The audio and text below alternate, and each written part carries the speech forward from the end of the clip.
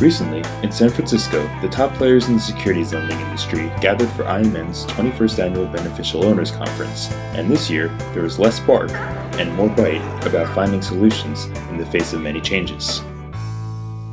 Every conference I try and think of a theme that generally sums up what the conference stands for, and I think this year it has been positive realism.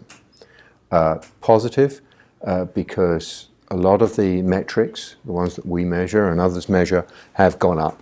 The amounts that are being borrowed, the amounts available to lend, the rates, the markets that security lending is taking place, the types of collateral, all of these are expanding. All of those metrics are in positive territory compared to where they were. Realistic and realism because they have, we all have grasped what's happening in the regulatory field. We recognize that regulation is taking place, recognize that it's coming, and we recognize we've got to deal with it. And there are some good, valid ways of doing so. And I think everyone has now accepted that fact. And I want to be very serious about this. It's not because people participating in security lending have been anti-regulation. Definitely not the case.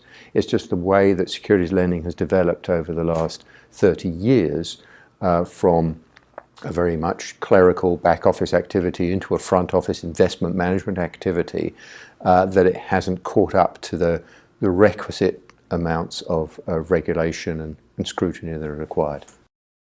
Because of new regulation, new ways of conducting securities lending, such as using CCPs, have emerged, and David Downey of OneChicago also sees these changes putting pressure on the traditional bilateral model. Downey sees single stock futures, which trade at OneChicago, as one of the alternatives to traditional securities lending that will fare better in the new environment. We look at it similar to exchanges. In the old days when the specialists on the New York Stock Exchange controlled the business, when the regulators encouraged competition and it fostered other types of exchanges, other forms of transfer mechanisms, dark pools, and when used properly, it's a terrific product. Alternative trading systems. If you look at the option business, where they encourage competition, and now you don't have one options exchange, you have maybe 12, 13, maybe, I forget, I lost count. But you have multiple exchanges offering the same products at different packages, really competing with each other, all centrally cleared, and the customers have benefited from that. In a very similar way, securities lending is like that castle up on the mountain where no one can get to, and only the business can only flow through them. It's not really true. There are other ways to do this. There are other ways to transfer securities. There are other ways to lend and borrow in a very safe environment. And the close clustering of everybody around these intermediaries, so the intermediaries can make all the money on the trade. It reminds me of the specialist when he said no one else can do this business. They were protecting their business model, and I completely understand why. But the facts are that when they opened up, when the regulators allowed that market to open up to competition, those specialist arguments began to fade away.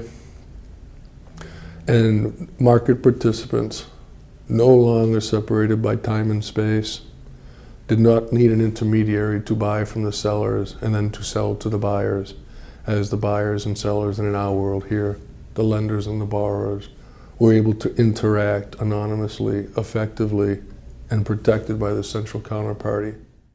In addition to new ways to conduct transactions, the importance of collateral also emerged as the key theme of the conference. Now, collateral management is such a broad subject, but it is certainly something that's being taken into account as the sort of the silos in the different areas of banks, brokers, investment managers, beneficial owners are all breaking down. And they see it in one holistic view of being integrated with each other. And there's also a way of turning the business more to ones of not a post-trade environment, more into a predictive environment. So efficient use of collateral can also help in deciding whether to do a securities lending transaction, whether the collateral you're going to receive, can it be used elsewhere? Is it good for you to receive that collateral? Is it better to receive cash? So the whole collateral management element is something that's increasing importance as well.